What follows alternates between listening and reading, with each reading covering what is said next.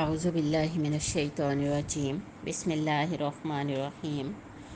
رب اشرح لی صدری ویسر لی امری واحلل عقدۃ من لسانی یفقہوا قولی واجعل لی وزیرا من اہلی ہارون اشدد بہ ازری واشرکہ فی امری کی نسبحک کثیرا ونذکرک کثیرا انک کنت بنا بصیرا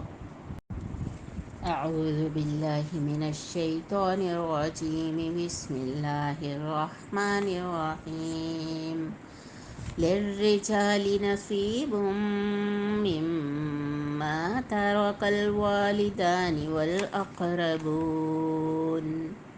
وللنساء نصیب مما ترک الوالدان والأقربون مما قل منه أو كثر نصيبا مفروضا وإذا حضر القسمة أولو القربى واليتامى والمساكين فارزقوهم منه وقولوا لهم قولا معروفا وليخشى الذين لو تركوا من خلفهم ذرية ضعافا خافوا عليهم فليتقوا الله وليقولوا قولا سديدا إن الذين يأكلون أموال اليتامى ظلما إنما يأكلون في بطونهم نارا وسيصلون سعيرا يوصيكم الله في أولادكم للذكر مثل حظ الأنثيين فإن كن نساء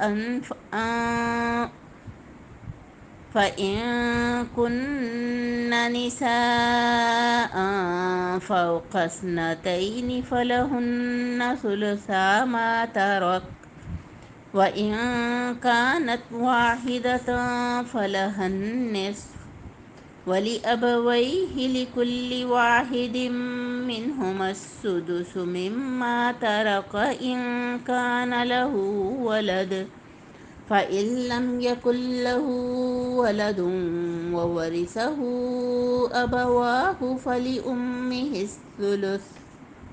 فإن كان له إخوة فلأمه السدس من بعد وصية يوصي بها أو دين آباؤكم وأبناؤكم لا تدرون أيهم أقرب لكم نفعا فريضة من الله إن الله كان عليما حكيما ولكم نصف ما ترك أزواجكم إن لم يكن لهن ولد فإن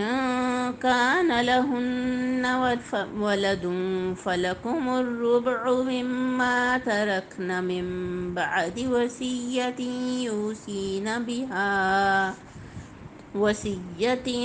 يوصين بها أو دين ولهن الربع مما تركتم إن لم يكن لكم ولد فإن كان لكم ولد فلهن الثمن مما تركتم من بعد وصية توصون بها أو دين وإن كان رجل يورث كلالة أو امرأة وله أخ أو أخت فلكل واحد منهما السدس فَإِن كَانُوا أَكْثَرَ مِن ذَلِكَ فَهُمْ شُرَكَاءُ فِي الثُّلُثِ مِن بَعْدِ وَصِيَّةٍ يُوصَىٰ بِهَا أَوْ دَيْنٍ غَيْرَ مُضَارٍّ وَصِيَّةً مِّنَ اللَّهِ وَاللَّهُ عَلِيمٌ حَلِيمٌ تِلْكَ حُدُودُ اللَّهِ وَمَن يُطِعِ اللَّهَ ورسوله يدخله جنات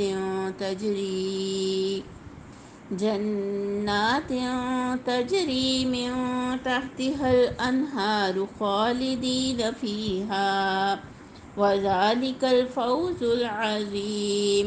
ومن يعص الله ورسوله ويتعد حدوده يدخله نارا خالدا فيها وله عذاب مهين صدق اللہ العظیم۔ اللہ کے نام سے جو رحمان اور رحیم ہے۔ مردوں کے لیے حصہ ہے اس میں سے جو چھوڑ دیں والدانی ان کے ماں باپ والاقربون اور رشتہ دار، وللنساء اور عورتوں کے لیے نصیب ایک حصہ ہے مما اس میں سے جو تارک الوالدانی چھوڑ دیں والدین والاقربون اور رشتہ دار، مما قلّ چاہے کہ وہ زیادہ ہو، مما قلّ منہ چاہے وہ اس سے زیادہ تھوڑا ہو، او کثر یا زیادہ ہو، نصیب مفروضہ یہ ایک مقرر کیا ہوا حصہ ہے۔ وَإِذَا حَضَرَ الْقِسْمَةَ اور جب تقسیم کے وقت آ جائیں اولو القربیٰ رشتہ دار، والیتامیٰ اور یتیم، والمساکین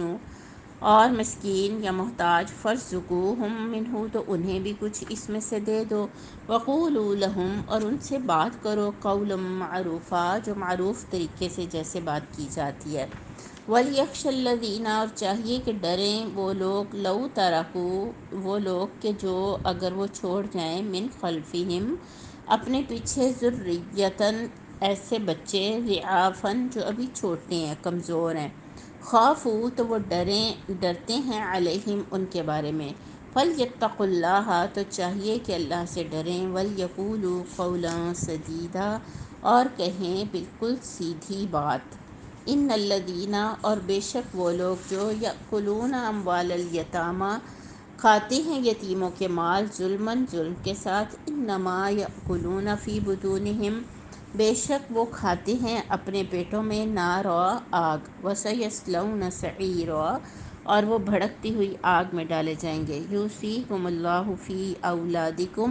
وصیت کرتا ہے اللہ تمہیں تمہاری اولاد کے بارے میں، للذکر مرد کے لیے یا لڑکے کے لیے، مثل برابر ہے، حظ الانثیین دو لڑکیوں کے برابر ہے اس کا حصہ، فإن کن نساء پھر اگر ہیں صرف عورتیں، فوق اثنتین دو اور دو سے زیادہ، فلہن تو ان کے لیے ہے، ثلثا دو تہائی، ما ترک جو انہوں نے ترکہ چھوڑا ہو، جو انہوں نے چھوڑا ہوا، ان کانت واحدۃ اور اگر ہے ایک ہی، فلہا النصف تو اس کے لیے ہے آدھا، ولی ابویہ اور اس کے ماں باپ کے لیے، لکل واحد منہما ہر ایک کے لیے ان دونوں میں سے ہر ایک کے لیے، السدس چھٹا حصہ ہے، مما اس میں سے جو تارکہ اس نے چھوڑا، ان کان لہ ولد اگر ہے اس کے لیے اولاد، فإن کان یکن لہ ولد پھر اگر نہ ہو اس کے لیے کوئی اولاد، وورثہ ابواہ اور وارث ہوں اس کے صرف اس کے ماں باپ، فلأمہ الثلث تو ماں کا حصہ ایک تہائی ہے، فإن کان لہ اخوۃ اور اگر ہوں اس کے لیے بھائی بھی،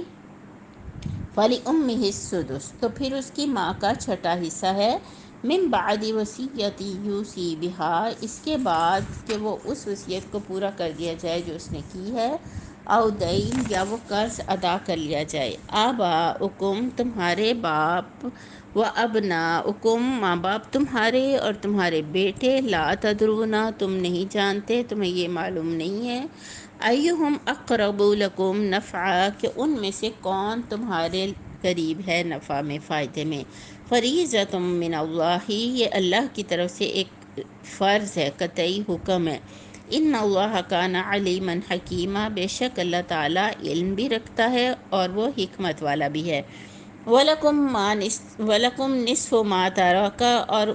تمہارے لیے آدھا ہے اس میں سے جو چھوڑا ہو ازواجکم تمہاری بیویوں نے، ان لم یکن لہن ولد، اگر ہو ان کے لیے اولاد، فإن کان لہن ولد، اور پھر اگر ہو ان کے لیے اولاد، فلکم الربع، تو تمہارے لیے ہے چوتھا حصہ، مما ترکنا، اس میں سے جو وہ چھوڑ دے، من بعد وصیت یوصین بہا او دین، اس کے بعد کہ جو وصیت انہوں نے کی ہے اسے پورا کر دیا جائے اور جو قرض ہے اسے ادا کر دیا جائے۔ وَلَهُنَّ الرُّبُعُ، اور ان کے لیے چوتھا حصہ ہے، مما ترکتم، اس میں سے جو تم نے چھوڑا، ان لم یکن لکم ولد، اگر ہے تمہارے لیے اولاد، فإن کان لکم ولد، پھر اگر ہے تمہارے لیے اولاد، فلہن الثمن، تو پھر ان کے لیے ہے آٹھواں، مما ترکتم، اس میں سے، فلہن مؤنث کا صیغہ ہے نا، تو بیویوں کی بات ہو رہی ہے، زوج، اب یہ زوج کا معاملہ چل رہا ہے نا، اس میں سے مما ترکتم جو تم نے چھوڑا، من بعد وصیت توصون بہا، اس کے بعد کہ جو وصیت تم نے کی ہے اس کو پورا کر دیا جائے، او دین، یا قرض جو ہے وہ ادا کر دیا جائے۔ وَإِن كَانَ رَجُلٌ يُورَثُ، اور اگر وہ جو آدمی ہے وہ جس کی میراث ہے، کلالتاً، وہ کلالہ ہے، یعنی نہ اس کا باپ ہے اور نہ بیٹا ہے، او امرأۃن، یا وہ عورت ہے، یعنی وہ مرد ہو یا عورت ہو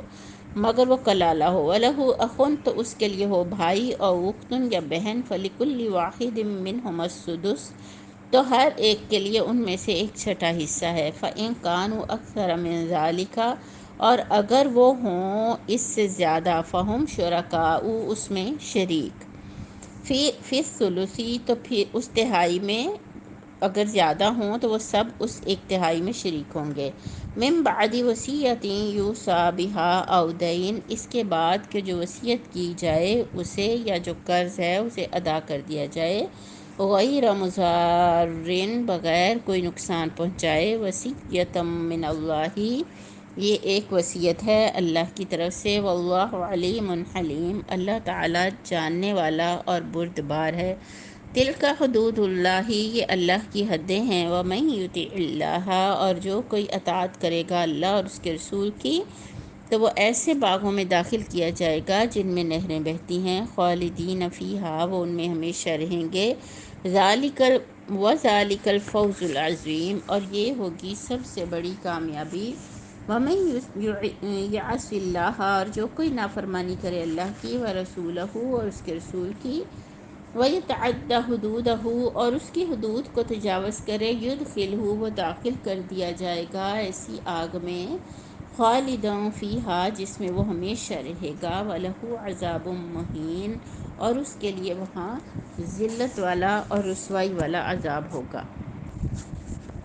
بسم اللہ الرحمن الرحیم، اللہ کے نام سے جو رحمان اور رحیم ہے۔ خاص طور پر اللہ اپنے رب سے دعا مانگ لیتے ہیں کہ وہ ہمیں خاص توفیق عطا کرے، کیونکہ یہ قرآن مجید کے مشکل مضامین میں سے ہے، اگرچہ مجھے نہیں لگتا کہ میں اس کو بہت اس کا حق ادا کرنے والا اس میں سمجھا پاؤں، اور سمجھنے والے بھی اس کو اس طرح سے سمجھ پائیں، بس ہم اللہ سے دعا کریں گے کہ وہ ہمیں اس کا اتنا علم ضرور دے دے کہ زندگی کے معاملات میں جب ہم ان مسائل کے اوپر چلیں تو ہم گناہ سے بچ سکیں، اللہ کی نافرمانی سے بچ سکیں، اور اللہ کی حد کو توڑنے سے بچ سکیں، اور جہاں تک ممکن ہو دین کی اقامت۔ یہاں پہ اب اس جو وراثت کی تقسیم کا معاملہ ہے، اور جیسا کہ سورۃ النساء جہاں سے شروع ہوئی ہے، یتامہ کے ذیل میں یہ ساری بات ہو رہی ہے، اور یہاں پر بھی مولانا مودودی نے بھی اس کے حاشیہ نمبر 14 میں یہ لکھا ہے کہ حدیث میں آیا ہے کہ جنگ احد کے بعد حضرت سعد بن ربیع اپنی 2 بچیوں کو لیے ہوئے نبی کریم صلی اللہ علیہ وسلم کی خدمت میں حاضر ہوئیں، اور انہوں نے عرض کیا، یا رسول اللہ، یہ سعد کی بچیاں ہیں جو آپ کے ساتھ احد میں شہید ہو گئے ہیں، ان کے چچا نے پوری جائیداد پر قبضہ کر لیا ہے اور ان کے لیے ایک دھیلا تک نہیں چھوڑا، تو اب ان بچیوں سے کون نکاح کرے گا؟ تو پھر وہ یعنی ان یتیم بچیوں ہی کا سیاق و سباق ہے کہ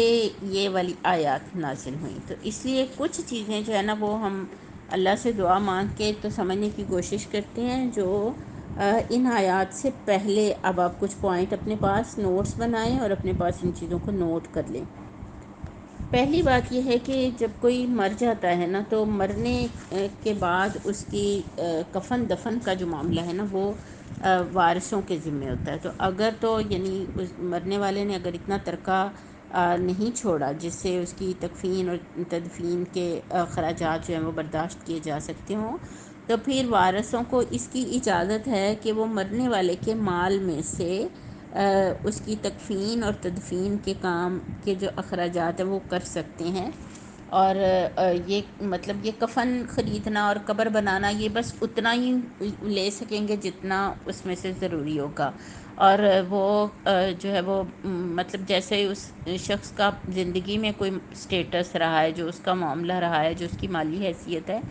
بس یہ اس کے مطابق ہی ہوگا۔ اب اس سے زیادہ لیکن وہ ایسی چیزیں بنانا اور اسی چیزوں پہ اخراجات لگانا، لائک قبر اگر بن گئی ہے تو قبر کے تو اخراجات دینے پڑتے ہیں نا، جو قبر کھودتا ہے اور جو بھی گورکن ہوتا ہے وہ سارے اس کے اخراجات تو اس کو دینے پڑتے ہیں نا، وہ ہوتے ہیں۔ لیکن اب اس سے آگے بڑھ کر اس پر کوئی عمارت بنا لینا، اس کو پکا کرنا اور وہ سارا یہ سب چیزیں، تو جب وراثت کے مال کی بات ہے نا تو یہ پہلی چیز ہے جسے ہمیں نوٹ کر لینا ہے کہ اس سے زیادہ اس میں سے خرچ نہیں کیا جا سکتا ہوگا۔ تو اگر وارث خود کریں تو یہ اچھی بات ہے، اللہ ان کو اس کا اجر دے گا، لیکن اگر وہ نہیں کر سکتے تو وہ حق رکھتے ہیں کہ میت کی اس میں سے اس کے مال وراثت میں سے اس کا خرچ کر لے۔ دوسرا نقطہ جو ہے وہ عام طور پر دیکھیں، جو سوگ ہے نا، وہ میت کا جو سوگ ہے وہ 3 دن ہے۔ 3 دن سے زیادہ صرف بیوہ کے لیے یہ ہے کہ وہ عدت کرے گی، 4 ماہ 10 دن اس کی عدت ہوگی، اور ورنہ جو سوگ ہے نا وہ 3 دن، 3 دنوں میں بھی اللہ کے نبی صلی اللہ علیہ وسلم نے ارد گرد والوں کو یہ سکھایا کہ وہ جو مر جائے تو اس کے گھر والوں کو کھانا دیں، کہ وہ غم کی حالت میں ہوتے ہیں اور وہ کچھ بنا وغیرہ نہیں سکتے، لیکن یہ 3 دن کے جو سوگ کے دن ہیں عام طور پر یہ اب کیا اس کے اخراجات جو ہیں یہ مرحوم کی وراثت ہی میں سے ہوں گے؟ ٹھیک ہے، تو اب یہ سوال یہ ہے، یعنی اب اس میں سے اب جتنا مرضی بڑھا لیں، کوئی رسمیں طرح طرح کی بنا لیں اور احصال ثواب کے اوپر یہ لگے کہ اب اس کا مال ہے تو ہم تو اسی پہ خرچ کر رہے ہیں، اسی کے لیے تو قرآن خوانیاں ہو رہی ہیں، اسی کے لیے تو یہ سارا کچھ ہو رہا ہے۔ تو میری عزیز بہنوں، ہر ایک کی صورتحال کو دیکھ کر ہی خالق کائنات نے بہت جامع قانون ہمیں عطا فرما دیا ہے۔ تو اگر یعنی بچے چھوٹے ہیں، ابھی وہ خود کچھ کرنے کے قابل بھی نہیں ہے اور والد کا انتقال ہو گیا ہے، تو اب وراثت تو اس وارثین کا حق ہے۔ اب اس کے لیے یہ سارا کچھ کرنا، اس میں انتہائی احتیاط کی ضرورت ہوتی ہے، اور کوئی ایسا کام نہیں کرنا چاہیے جس کے لیے وارثین کو خود اللہ تعالیٰ کے سامنے کھڑے ہونا پڑ جائے۔ تیسری چیز یہ ہے کہ یہ دیکھا جائے گا کہ جو مر گیا ہے، جو میت ہے، جو مرحوم جو ہے، اب اس کے ذمہ کوئی قرض تو نہیں ہے۔ تو جیسا کہ آپ نے ان آیات میں دیکھا کہ قرض کی بات اللہ تعالیٰ نے بعد میں کی ہے، پہلے یہ ہے کہ اس نے جو وصیت کی ہے اسے پورا کر دیا جائے۔ تو وہ وصیت جو اب قرض، لیکن نبی کریم صلی اللہ علیہ وسلم کی سنت یہی ہے کہ قرض کی ادائیگی پہلے ہے اور وصیت جو ہے اس کا معاملہ بعد میں ہے۔ تو ترجیحاً سب سے پہلے یہ دیکھ لیا جائے گا کہ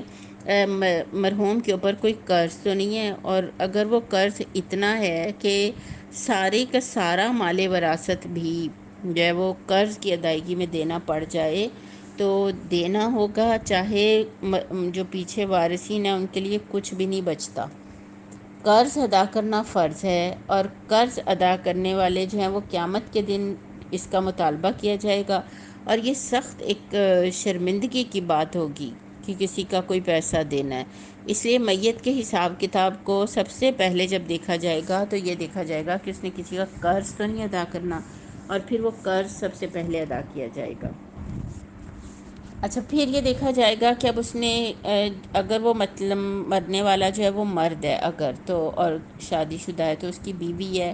تو اب یہ دیکھا جائے گا کہ اس نے اس کا حق مہر ادا کیا ہوا تھا یا نہیں۔ اور اگر ادا نہیں کیا تھا تو بیوی نے معاف کر دیا یا ابھی یہ حق مہر شوہر کے ذمے ہے۔ دیکھیں پچھلے کلاسوں میں ہم نے حق مہر کو اچھی طرح سے پڑھا تھا، تو یہاں پر یہ اب سمجھ لیجئے کہ یہ ایک ایسا اس عقد نکاح کے معاہدے کے طور پر یہ شوہر کے اوپر یہ ایک بیوی کا حق ہوتا ہے، اور اگر وہ اس نے ادا نہیں کیا ہوا تو اب باقی کی تقسیم میراث سے پہلے اس کو اس کی بیوی کا یہ حق اس کو دلوایا جائے گا۔ اگلی چیز جس کو دیکھا جائے گا کہ قرض تو نہیں ہے یا قرض کی ادائیگی ہو گئی، تو اب مرنے والے نے کوئی وصیت کی ہوئی ہے، اب سب سے پہلے یہ جائزہ لیا جائے گا، اور پھر یہ بھی دیکھا جائے گا کہ وہ وصیت، کیونکہ انہی آیات میں آپ نے پڑھا کہ غیر مضار، کہ وہ نقصان پہنچانے والی نہ ہو، تو وصیت کو یہ دیکھا جائے گا کہ وہ ایسی تو نہیں ہے جو دراصل گناہ ہو۔ جیسے کسی نے وصیت کر دی کہ میرے بعد کوئی ایسا شراب کا اڈہ کھولا جائے، یا کوئی ایسا اگر اسلام کا بھی کوئی ایسا ادارہ دراصل بنایا جائے جو اسلام کو الٹا نقصان پہنچانے والا ہے، اسلامی ثقافت کو نقصان پہنچانے والا ہے، اسلامی ملک کو اور دین اور ملت کو نقصان پہنچانے والی کوئی وصیت کر دی گئی ہے، تو یہ وصیت مجموعی یعنی اگر یہ وصیت گناہ ہے تو پھر بہرحال قانونی طریقے سے، یعنی وکیل اور سب کی موجودگی میں اور سب کی اس کے ساتھ یہ دیکھ کر تو یہ فیصلہ کیا جائے گا کہ اس وصیت کے اوپر عمل کیا جائے یا نہ کیا جائے۔ اسی طرح مرنے والے نے جو وراثت چھوڑی ہے وہ مجموعی وراثت کے 1/3 سے زیادہ تو نہیں، ٹھیک ہے، کیونکہ وراثت جو ہے وہ 1/3 تک کی جا سکتی ہے نا، تو 1/3 تک کے اوپر وہ وصیت نافذ ہوگی، لیکن باقی مال کے اوپر نہیں ہوگی، یعنی 1/3 وصیت ہوگی، مال جو ہے وہ 1/3 کے اس میں علیحدہ کر دیا جائے گا، لیکن 2/3 جو ہے نا وہ وصیت کے علاوہ جو حقدار ہوں گے ان کے لیے اس کو اسی تقسیم میراث کے قانون اور ضابطے کے مطابق اس کو تقسیم کیا جائے گا۔ سب سے پہلے اللہ تعالیٰ نے فرمایا یوصیکم اللہ فی اولادکم، وصیت کرتا ہے اللہ تعالیٰ تمہیں تمہاری اولاد کے معاملے میں۔ اچھا، یہ لفظ وصیت کو دیکھ لیتے ہیں۔ عام طور پہ وصیت کا جو لفظ ہے نا وہ ہمارے ہاں بولا جاتا ہے کہ جب کوئی آدمی مر رہا ہو تو وہ مرنے سے پہلے جو اپنے گھر والوں کو، بیوی بچوں کو جو نصیحت کرتا ہے نا اس کو وصیت کہا جاتا ہے، لیکن عربی زبان میں ایسا نہیں ہے۔ یہ عربی زبان تو آپ کو پتہ ہے کہ بہت فصیح زبان ہے، بہت بڑی زبان ہے، تو اس حوالے سے جو بھی جس نصیحت کو زیادہ تاکید کے ساتھ کیا جاتا ہے نا وہ اس کو وصیت کہا جاتا ہے۔ تو ایک مفہوم تو وصیت کے اندر یہ ہے کہ جس کا تعلق وصیت سے ہے، یعنی مرنے والا یعنی جس کے لحاظ سے یہ ہے کہ وصیت کا سننے والا کہنے والے کے بارے میں یہ یقین رکھتا ہے، سننے والا، یعنی میں آپ کو وصیت کر رہی ہوں، میں کہتی ہوں میں آپ کو وصیت کرتی ہوں، میں اپنی بیٹی کو کہتی ہوں بیٹے میں آپ کو وصیت کرتی ہوں، تو پھر اب وہ جو میری بیٹی ہے نا وہ اسے میرے بارے میں یہ یقین ہو، یعنی کہنے والے کے بارے میں یہ یقین ہو کہ یہ بات خیر خواہی سے، پوری ہمدردی سے، حتیٰ کہ بڑی دانش مندی سے اور بڑی سوچ سمجھ کر یہ بات جو ہے وہ مجھے کہی جا رہی ہے، تو پھر یہ لفظ وہاں پہ وصیت کا استعمال کیا جائے گا۔ اور دوسری بات، دوسرا مفہوم وصیت کے لفظ کے اندر یہ ہے کہ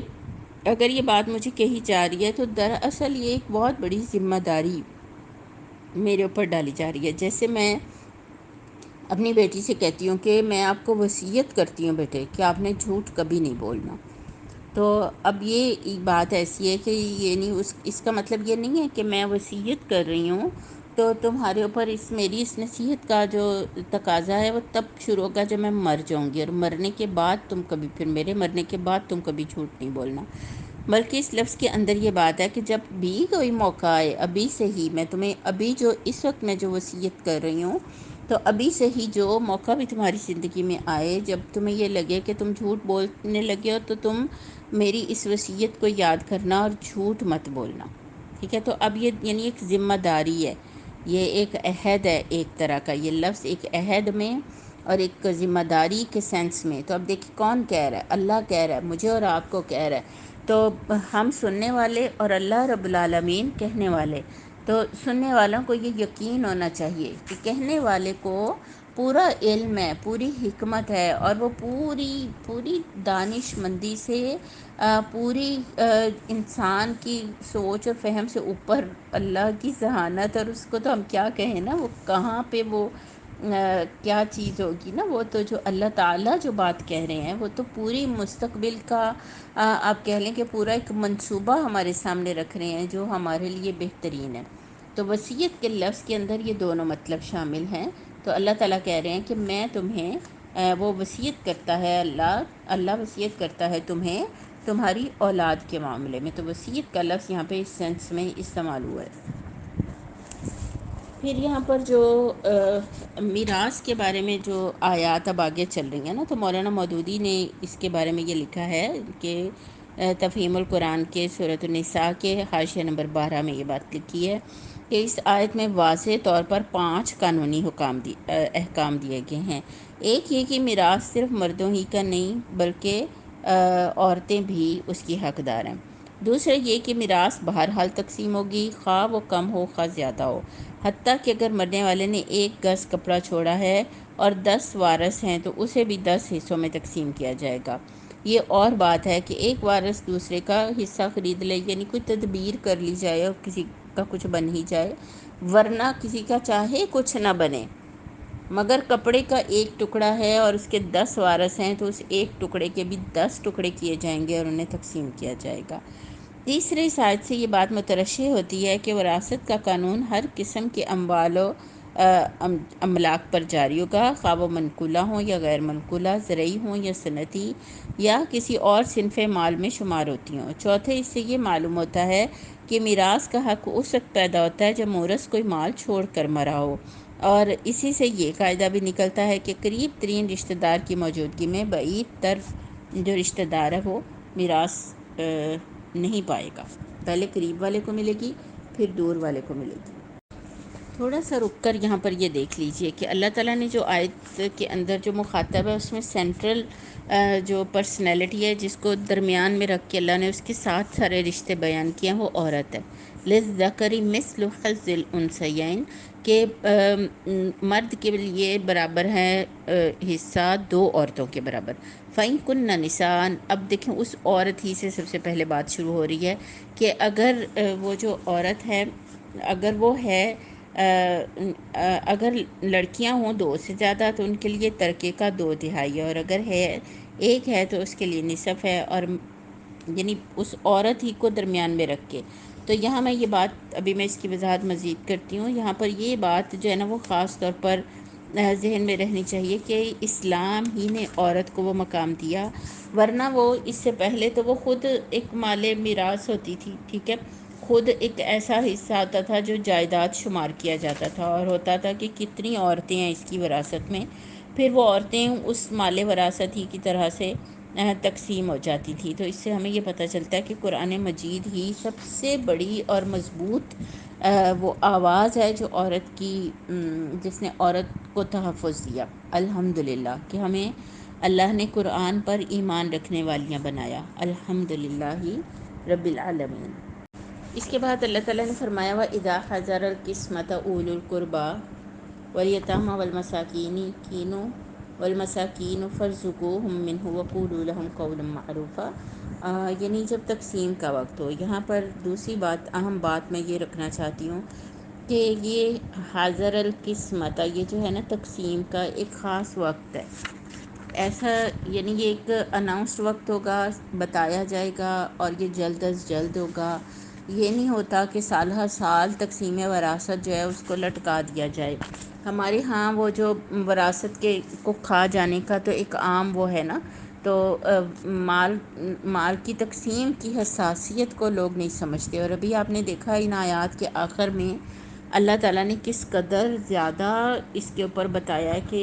تقوی پہ کتنا زور دیا ہے، اور حدود اللہ کہا ہے اللہ تعالیٰ نے ان ساری آیات کو۔ تو اب دیکھیں کہ جیسے کوئی مرنے والا اللہ کا کوئی اچھا انسان تھا تو اس نے کسی بیوہ یا کسی یتیم غریب بچے کا خرچ اپنے ذمے اٹھایا ہوا تھا نا، تو اب دیکھیں یا کوئی پراپرٹی کا لین دین ہے، کہیں بیانہ پکڑا دیا ہوا ہے، کہیں پہ پکڑ لیا ہوا ہے کسی سے، اور کئی چیزیں فائل کوئی کہاں ہے، کسی عدالت میں کوئی مقدمہ ہے کسی پراپرٹی کے حوالے سے، اور چیزیں بالکل درمیان میں ہیں۔ تو اب کیا ہے، جو ہی مرنے والا فوت ہو، دنیا سے جائے، تو اس کی تکفین تدفین کا بندوبست کرنے کے بعد اس کی جو ہے وہ ساتھی گھر والے بیٹھیں، وہ سارے کلوز جو کانٹیکٹ ہیں وہ بیٹھیں اور یہ جائزہ لیں کہ کیا لینا دینا ہے، کون سا قرض ہے، کون سے معاملات درمیان میں ہیں، کاروباری معاملات کا کیا ہیں، اور کون کون سے خرچ مرحوم نے اپنے ذمہ لیے ہوئے تھے۔ اور دیکھیں اس وقت ابھی مرحوم کی محبت سب کے درمیان ہوتی ہے۔ ہم نے تو یہ دیکھا کہ وہ دنیا سے چلا جاتا ہے، لیکن اس کے پیچھے ابھی اس کی محبت بہت مضبوط ابھی بانڈنگ ہوتی ہے ان سب وارثین کے درمیان۔ تو وہ سارے اس صدقہ جاریہ کو آگے بڑھانے کے لیے اپنے ذمہ لے لیتے ہیں۔ کوئی بھائی کہتا ہے میں اس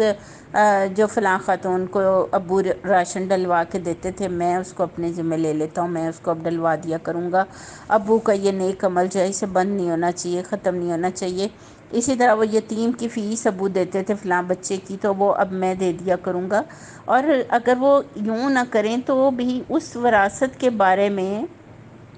اپنے اپنے حصے میں سے، یعنی ایک تو وہ سرٹن حصے ہیں جو اللہ نے آگے بتا دیے قانون کے طور پر، اور ایک تہائی کی وہ وصیت کر کے جا سکتا ہے۔ وصیت اگر اس نے نہیں کی ہوئی، اور وصیت میں اس نے اگر کی ہوئی ہے اور وصیت میں اس نے ایسا کچھ مینشن بھی نہیں کیا کہ وہ فلاں بچے کی فیس بھی دینی ہے یا فلاں کے لیے، تو پھر جیسے وہ وارثین اکٹھے بیٹھے ہیں تو وہ اپنے اپنے حصے میں سے کچھ نہ کچھ کر کے، تو وہ اس کا بہرحال اللہ نے کہا اسے قول معروف سے اس سے بات کرنا، اچھے طریقے سے اس سے پیش آنا، اور بہرحال اسے اس کا حق دے دینا۔ اس کے بعد جو پہلا کیس ہے اس میں بھی دیکھیں لڑکیوں کے حوالے سے بات ہے، تو یعنی اگر وہ یعنی مرنے والے کی ایک لڑکی ہے تو اسے نصف ملے گا، یعنی کل ترکہ کے نصف کی وہ حقدار ہوگی، آدھے کی، اور بقیہ آدھا جو ہے وہ اگر اولاد نرینہ نہیں ہے، بیٹا نہیں ہے نا، تو دوسرے وارث اس کے حقدار ہوں گے، اور اگر کوئی اور وارث نہیں ہے تو پھر وہ نصف جو ہے وہ واپس اس بیٹی کی طرف آ جائے گا۔ تو پھر یہاں پہ جو صورتیں ہیں نا یہ تین، یعنی میرا یہ خیال ہے کہ آپ سب بھی اس کو حل کریں،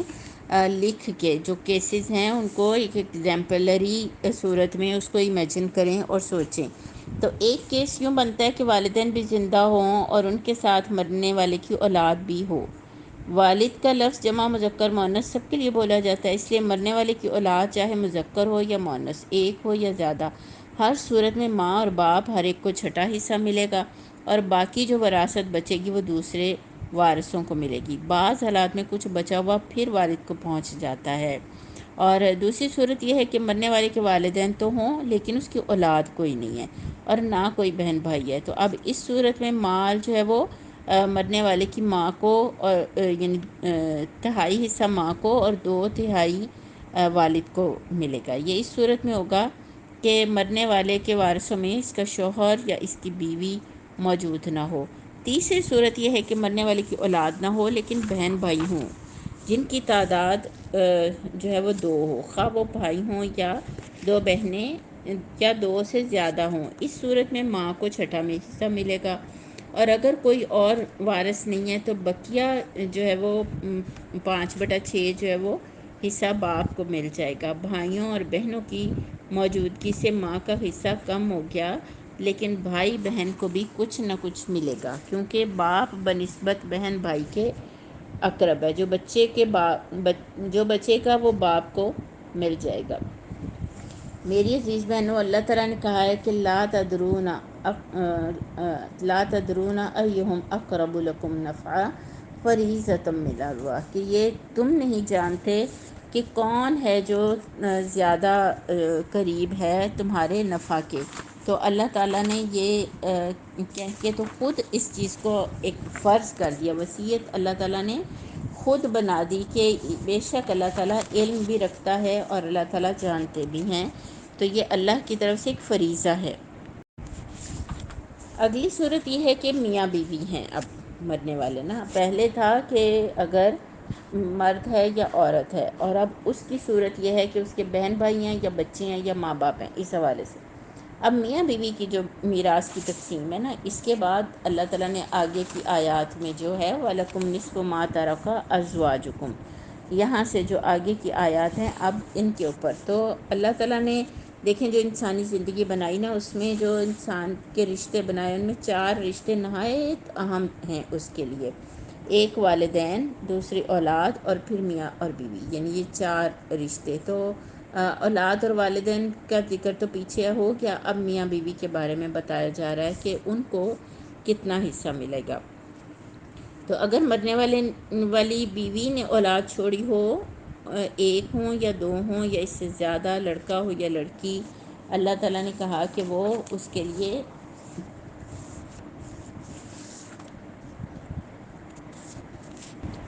اللہ تعالیٰ نے کہا وَلَكُمْ نِصْفُ مَا تَرَكَ أَزْوَاجُكُمْ کہ تمہارے لیے آدھا ہوگا جو تمہاری بیویاں چھوڑ جائیں. إِن لَمْ يَكُنْ لَهُنَّ وَلَدٌ اگر ان کی کوئی اولاد نہ ہو. ٹھیک ہے، اب آپ کو سمجھ آ رہا ہے کہ وہ عورت جس کی اولاد کوئی نہیں ہے تو اس کے آدھے ترکے کی اس کا شوہر وارث ہوگا. فَإِن كَانَ لَهُنَّ وَلَدٌ اور اگر ہے اس کے لیے اولاد، فَلَكُمُ الرُّبُعُ تو پھر اس کے لیے چوتھا حصہ ہوگا اس میں سے. مما ترکنا من بعد وصیۃ یوصین بها او دین اس کے بعد جو وہ عورتیں چھوڑ دیں بعد اس کے کہ جو وصیت کی جائے اور قرض ادا کر لیا جائے. اور اسی طرح ان بیویوں کے لیے وَلَهُنَّ الرُّبُعُ چوتھا حصہ ہے مما ترکتم اس میں سے جو تم نے چھوڑا. إِن لَمْ يَكُنْ لَكُمْ وَلَدٌ اگر نہ ہو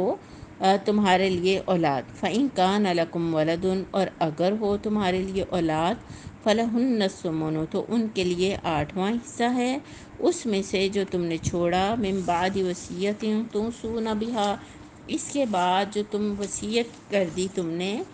اور قرض کو ادا کر لینے کے بعد. اب آخری آیت میں اللہ تعالیٰ یہ بتا رہے ہیں کہ اگر وہ مرنے والا رجلن وہ جو آدمی ہے، یورثو جس کی میراث ہے، کلالتن او امرأتن اب وہ کلالہ ہو یا وہ عورت، یعنی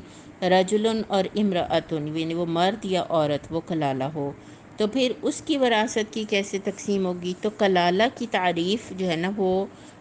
ایک موٹی تعریف تو آپ نوٹ کر لیں کہ وہ یہ ہے کہ کلالہ اس شخص کو کہتے ہیں جس کے نہ اصول ہوں نہ فرع. اصول یعنی کہ نہ اس کے ماں باپ ہوں اور نہ فروع ہو یعنی نہ اس کی اولادیں ہوں. تو پھر اللہ تعالیٰ نے اس کا قاعدہ کیا بتایا ہے کہ اور اس کی ہو بھائی یا بہن، تو یعنی اس کی اب جائیداد جو ہے نا وہ دائیں بائیں جانی ہے، نہ اوپر جانی ہے نہ نیچے جانی ہے. فَلِكُلِّ وَاحِدٍ مِّنْهُمُ السُّدُسُ تو ہر ایک کے لیے ان میں سے چھٹا حصہ ہے. فَإِن كَانُوا أَكْثَرَ مِن ذَلِكَ یعنی اب اگر ایک بھائی اور ایک بہن تھا نا تو پھر ہر ایک کا چھٹا تھا، لیکن اگر اب زیادہ ہیں تو پھر فَهُمْ شُرَكَاءُ فِي الثُّلُثِ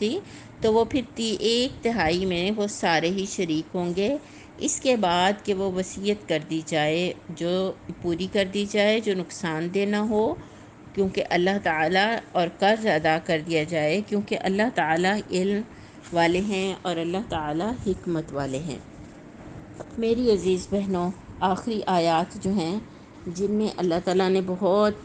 سخت انداز میں یہ کہا ہے کہ یہ اللہ کی حدیں ہیں اور جو اللہ تعالیٰ کی حدوں کو پورا کرے، اللہ اور اس کے رسول کی اطاعت کرے تو یہ سب سے بڑی ایک کامیاب بات ہے. یعنی کامیاب بات نہیں ہے کہ اس نے کسی کی جائیداد ہتھیا لی ہے، کسی کی میراث پہ قبضہ کر لیا ہے، کتنی کوٹھیاں اس نے دبا کے بیٹھا ہے اور کتنی کاریں اور کتنے کاروبار اور کتنے بینک بیلنس. یہ کامیابی نہیں ہے. اللہ اور اس کے رسول صلی اللہ علیہ وسلم کی اطاعت ہی اصل کامیابی ہے. وَمَن يَعْصِ اللَّهَ اور جو کوئی نافرمانی کرے اور اللہ کی حدوں سے تجاوز کرے تو وہ ایسی آگ میں داخل کیا جائے گا جس میں وہ ہمیشہ رہے گا. یعنی دنیا کے وہ جائیدادیں، اور ایک حدیث کے اندر ہے کہ وہ قیامت کے دن جس نے کسی کا ایسے ہتھیایا ہوگا کوئی، تو وہ اس طرح سے، وہ ایک لمبی حدیث ہے جس میں آپ نے فرمایا کہ وہ اس نے جو جائیداد ہوگی وہ اس نے اٹھائی ہوگی، وہ زمین کا وہ ٹکڑا، اور وہ اس کی آوازیں وہ چیختا چلاتا ہوا اللہ کے سامنے آئے گا. اگر وہ اونٹ ہے تو وہ اونٹ بھی بلبلا رہا ہوگا جسے وہ اٹھائے ہوئے اپنے اوپر آئے گا. تو نبی کریم صلی اللہ علیہ وسلم کی ایک حدیث ہے، آپ نے فرمایا کہ وصیت میں نقصان رسانی بڑے گناہوں میں سے ہے. ایک اور حدیث میں آپ نے فرمایا کہ آدمی ساری زندگی جنت کے سے کام کرتے رہتا ہے مگر مرتے وقت وصیت میں ضرر رسانی کر کے اپنی کتاب زندگی کو ایسے عمل پر ختم کر جاتا ہے جو اسے دوزخ کا مستحق بنا دیتی ہے. تو وراثت انتہائی ایک حساس کام ہے اور بہت ذمہ دارانہ کام ہے اور بڑے توکل کا کام ہے،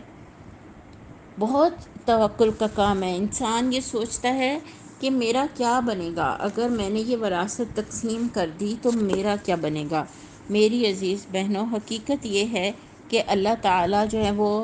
بہت اچھا بندوبست کرتے ہیں، بہت بہترین بندوبست کرتے ہیں۔ بس انسان کو متقی اور اللہ کے دین پر عمل کرنے کا ارادہ رکھنا چاہیے۔ نبی کریم صلی اللہ علیہ وآلہ وسلم نے فرمایا، یہ مسلم کی کتاب الایمان کی حدیث ہے، آپ نے فرمایا 7 ہلاک کرنے والے گناہوں سے بچو۔ صحابہ نے کہا وہ کون سے ہیں؟ آپ صلی اللہ علیہ وسلم نے فرمایا شرک کرنا، جادو، جس جان کو قتل کرنا حرام کیا اسے ناحق قتل کرنا، سود کھانا اور یتیم کا مال کھانا۔ نہیں، جو وراثت کھا رہے ہوتے ہیں تو پتہ ہوتا ہے کہ یہ یتیم کا مال کھا رہے ہیں، ویسے یتیم کے حق میں چاہے پورا لیکچر دے دیں۔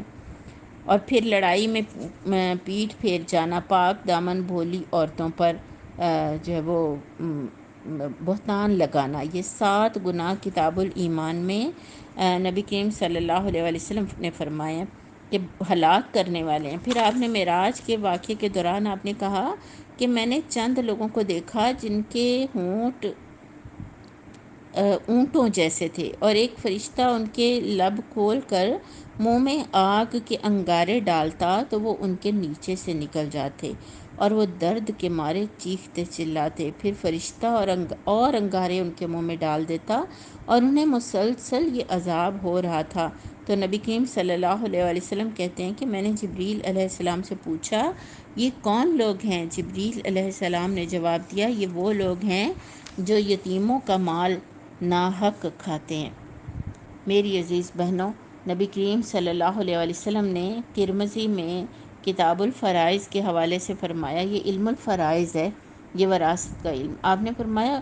یہ علم الفرائض اور قرآن خود سیکھو اور لوگوں کو سکھاؤ، میں تو وفات پا جانے والا ہوں۔ پھر آپ نے فرمایا یہ بھی جو ہے وہ ترمذی کی حدیث ہے کہ علم 3 ہے اور ان کے سوا جو کچھ ہے وہ فضل ہے، آیات محکمات، سنت قائمہ اور انصاف کے ساتھ ورثہ کی تقسیم۔ تو وصیت ہو، ورثہ ہو، وصیت جو ہے نا وہ جو وارث ہے، آپ نے فرمایا کہ اس کے حق میں وصیت جائز نہیں ہے۔ آپ نے فرمایا اس کے حق میں وصیت جائز نہیں ہے۔ نبی صلی اللہ علیہ وسلم نے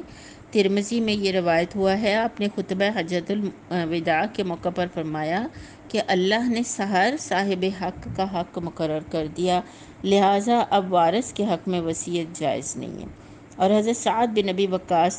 کہتے ہیں کہ میں مکہ میں بیمار ہوا اور مرنے کے قریب تھا، اور یہ حدیث ہے جی بخاری کتاب الفرائض میں سے۔ تو نبی کریم صلی اللہ علیہ وسلم وہ کہتے ہیں میری عیادت کو آئے تو میں نے کہا یا رسول اللہ میرے پاس بہت مال ہے اور ایک بیٹی کے سوا میرا کوئی وارث نہیں، کیا میں اپنا مال اللہ کی راہ میں دے دوں؟ آپ نے فرمایا نہیں۔ پھر میں نے کہا 2/3 دے دوں؟ آپ نے کہا نہیں۔ پھر میں نے کہا نصف دے دوں؟ فرمایا نہیں۔ پھر میں نے کہا 1/2 دے دوں؟ فرمایا ہاں 1/2 دے سکتے ہو، اور یہ بھی بہت ہے۔ پھر فرمایا اگر تم اپنی اولاد کو مالدار چھوڑ جاؤ تو اس سے بہتر ہے کہ تم انہیں محتاج چھوڑ جاؤ اور وہ لوگوں سے مانگتے پھریں، بے شک جو مال تم اللہ کی راہ میں خرچ کرو گے تمہیں اس کا اجر ملے گا، حتیٰ کہ اس نوالے پر بھی جو تم اپنی بیوی کے منہ میں ڈالو گے۔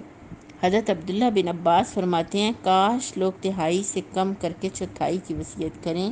کیونکہ نبی صلی اللہ علیہ وسلم نے فرمایا کہ 1/3 بھی بہت ہے نا، یعنی وہ یہ سمجھتے تھے کہ وصیت 1/3 سے بھی کم مال کی جانی چاہیے۔ تو میری عزیز بہنوں، یہ آج کی آیات تھیں اور یہ ایک انتہائی حساس موضوع تھا۔ بہت زیادہ تو اس کو ہم ہر ایک مثال بنا کے کیس اسٹڈی کے طور پر ان چیزوں کو پڑھ سکتے ہیں، گرچہ قرآن مجید کی آیات واضح ہیں، مگر سچی بات یہ ہے کہ جتنے انسان ہیں اور جتنے معاملات ہیں اتنا ہی زیادہ یہ ساری چیزیں ہیں، لیکن اتنی ہی یہ کمپلیکیٹڈ ہیں، اتنا ہی یہ مشکل علم ہے۔ بہرحال اس کو کرنے کا ارادہ کریں اور یہ سوچیں کہ زندگی میں یہ مسائل آئیں تو پھر لازماً اس کو پورا کیا جائے۔ نبی کریم صلی اللہ علیہ وآلہ وسلم نے خود بہت اس معاملے میں سکھایا۔ آپ جو ہیں، آپ صلی اللہ علیہ وآلہ وسلم نے جو آپ نے جو چھوڑا تھا نا، تو حدیث کی کتابوں میں اس کی بھی ڈیٹیل آتی ہے کہ آپ نے کوئی دینار چھوڑا تھا، نہ کوئی درہم، نہ کوئی لونڈی، نہ کوئی غلام۔ ٹھیک ہے، تو آپ صرف ایک سفید خچر چھوڑا تھا جس پر آپ سواری کرتے تھے، یا کچھ ہتھیار تھے، زمین تھی آپ کی جب، تو لیکن آپ نے وہ سارے کا سارا صدقہ کر دیا تھا۔ تو میری عزیز بہنوں، اللہ کے پاس میں نے بھی جانا ہے، آپ نے بھی جانا ہے۔ اللہ سے استقامت کی دعا مانگیں اور اس حال میں جائیں کہ ہمارے کندھوں پہ کسی کا بوجھ نہ ہو، اور ہم بہرحال اللہ کے آگے سرخ روح ہوں۔ اس طرح کہ اپنے بعد والوں کو بھی یہ ساری چیزیں سکھائیں، ان کو بھی یہ نصیحتیں کر جائیں کہ ہم اگر دنیا سے چلے گئے تب بھی آپ نے اس کو اس طرح سے اس سارے کام کو جب کرنا ہے، کیونکہ یہ تلک حدود اللہ ہی، کیونکہ یہ اللہ کی حد ہے، اور حدود جو ہے وہ اس کا نفاذ، آپ صلی اللہ علیہ وسلم نے فرمایا زمین کے اوپر اس کی اتنی برکت ہے جیسے 40 دن مسلسل بارش کا ہونا۔ تو یہ اس لیے ہماری زندگیوں میں بے برکتیاں اس لیے ہیں کہ مال دبائے ہوئے ہیں لوگوں کے۔ اپنے گھروں کا جائزہ لیں، اپنے شوہروں سے اس پر بات کریں کہ ہمارے مال میں کسی کا حق تو نہیں، ہم نے کسی کی وراثت ادا تو نہیں کرنی، کوئی بہن تو نہیں ہے جس کی ادائیگی رہتی ہو، اور سارے جو تعیشات ہیں، جو گھروں کے اندر جو سہولتیں ہم نے، مہنگی سہولتیں ہم سب انجوائے کر رہے ہوتے ہیں، اس سب کو چھوڑیں، اس سب کو چھوڑیں اور اس کے اوپر سب کو لائیں کہ وہ پہلے وہ حق ادا کریں جو ہم نے کسی کا دینا ہے، تاکہ ہم اللہ تعالیٰ کے پاس اس طرح سے جا سکیں کہ ہم سرخرو ہوں۔ آج کے پڑھنے میں اگر کوئی کمی رہ گئی ہے تو اللہ تعالیٰ مجھے معاف فرمائے، اور آپ سب نے جو وقت دیا اللہ اسے اپنی بارگاہ میں شرف قبولیت بخشے۔ سبحانک اللہم و بحمدک، نشہد ان لا الہ الا انت، نستغفرک و نتوب الیک۔ سبحان ربک رب العزت عما یصفون، وسلام علی المرسلین، والحمد للہ رب العالمین۔